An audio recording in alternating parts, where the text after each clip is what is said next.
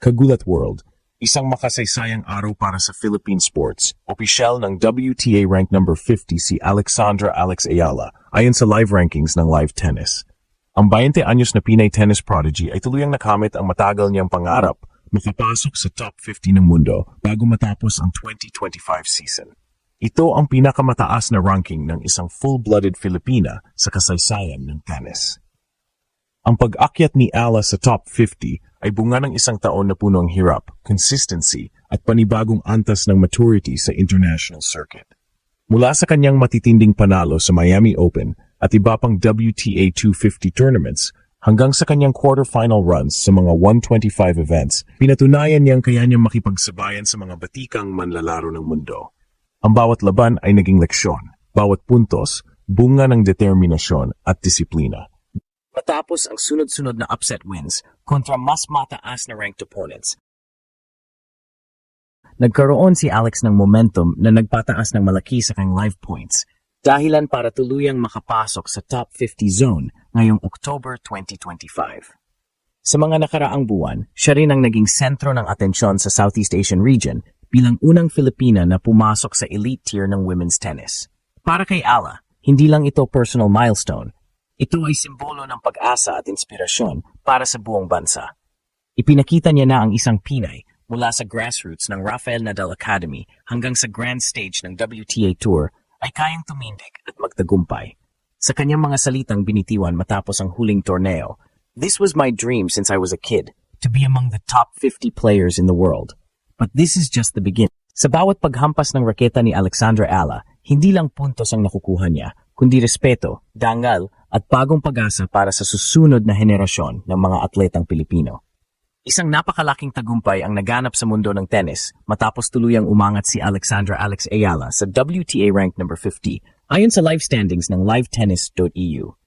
Sa edad na 20, opisyal na niyang naabot ang isa sa pinakamalaking milestone ng kanyang karera, ang makapasok sa top 50 ng buong mundo, isang pangarap na ilang taon niyang pinagtrabahuhan simula pa noong siya'y teenager na nagsasanay sa Rafael Nadal Academy sa Spain.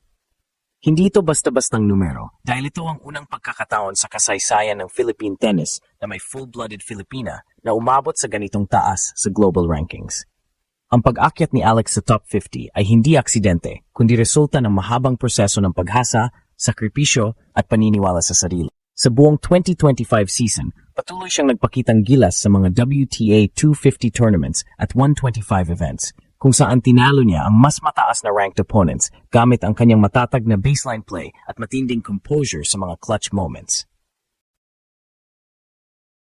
Sa mga panalong iyon, unti-unti niyang inipon ang mga puntos na nagdala sa kanya sa prestihiyosong antas na ito. Bukod sa mga panalo, mahalaga rin ang consistency ni Ayala sa buong taon. Bihira siyang bumagsak sa unang round at madalas ay umaabot sa quarterfinals o semifinals. Ipinakita niya ang kakayahan hindi lang bilang rising star, kundi bilang legitimate contender sa international circuit. Para sa maraming Pinoy fans, ito ay isang patunay na hindi imposible para sa isang atleta mula sa Pilipinas na makapasok sa elite level ng world tennis. Ang pangalan ni Alexandra Ayala ay hindi na lang simbolo ng pag-asa. Siya na mismo ang patunay na ang pangarap, kapag sinabayan ng tiyaga at disiplina, ay nagiging realidad. Ang pagpasok ni Alexandra Ala sa WTA Top 50 ay hindi lang personal milestone, kundi pambansang tagumpay na muling nagpapaalab sa interes ng mga Pilipino sa tennis. Sa likod ng bawat forehand winner at service ace ni Alex, may mga taon ng sakripisyo, pagkatalo at pagbangon. Nagsimula siya bilang junior prodigy, nanalo ng 2 Grand Slam titles sa doubles category, at unti-unting umangat sa professional ranks habang hinaharap ang hamon ng mas matatangkad, mas malalakas at mas karanasang kalaban. Ngayon, makikita na sa bawat laban niya ang maturity ng isang atleta na handa ng sumabak sa mas malalaking entablado gaya ng Grand Slam's main draws, isang bagay na dati ay pangarap lang ng mga Pinoy tennis fans. Sa kanyang 2025 season, nagbigay ng highlight ang kanyang malalaking panalo kontra sa top 30 ranked players mula sa Europe at South America. Maging ang mga sports analysts sa WTA circuit ay nagsimulang magbigay pansin sa kanya. Tinatawag siyang Asia's Silent Storm dahil sa kanyang tahimik pero epektibong estilo ng paglalaro. Ayon sa mga ulat, mas pinabuti ni Ella ang kanyang service game at return patterns. Mga aspeto na noon ay tinuturing niyang kahinaan. Sa tulong ng kanyang coach at team sa Spain, naayos ang kanyang mental approach, kaya na ngayon ay mas agresibo at kumpiyansa siya sa bawat punto. Hindi rin may kakaila ang inspirasyong dulot ni Ella sa mga kabataan sa Pilipinas. Dumarami ang mga batang na nag-enroll sa tennis academies, pitpit ang pangarap na makasunod sa kanyang yapak. Ang mga local na tennis clubs ay nagsimulang muling mabuhay at maraming kabataan ang nagsasabing, kung kaya ni Alex, kaya rin namin. Sa puntong ito, si Ella ay hindi na lang atleta. Isa na siyang national symbol of belief and possibility na nagpapatunay na kahit mula sa maliit na bansa, kayang umangat sa pinakamalaking entablado ng mundo. Ngayon na nasa WTA rank number 50 na si Alexandra Ayala, malinaw na nasa bagong yugto na siya ng kanyang karera, ang yugto ng global contention. Ang pagiging top 50 player ay may malaking kahulugan sa tennis world. Nangangahulugan ito ng direktang pagpasok sa mga pangunahing Grand Slam tournaments tulad ng Australian Open, French Open, Wimbledon at US Open nang hindi na kailangang dumaan sa qualifying rounds. Isa itong napakalaking hakbang hindi lang para kay Alex, kundi para sa buong bansa dahil unang beses itong mangyayari sa kasaysayan ng Philippine tennis. Mula sa pagiging junior champion hanggang sa pagiging full-fledged WTA professional, ipinakita ni Ella ang maturity, disiplina at heart na kinakailangan para makasabay sa pinakamahusay sa mundo. Ang 2025 season ni Alex ay punong-puno ng simbolismo. Habang patuloy siyang umaakyat sa rankings, dala niya ang diwa ng Pinay pride sa bawat laban. Sa mga tournaments sa Asia at Europe, ramdam ng mga fans ang pagkakaisa tuwing naririnig nila ang pangalan ni Ella sa center court. May mga sandali na tila sinusubok siya ng pagod at pressure, pero bawat panalo ay nagpapakita ng kanyang determinasyon na hindi lang siya basta lucky streak, kundi tunay na elite talent.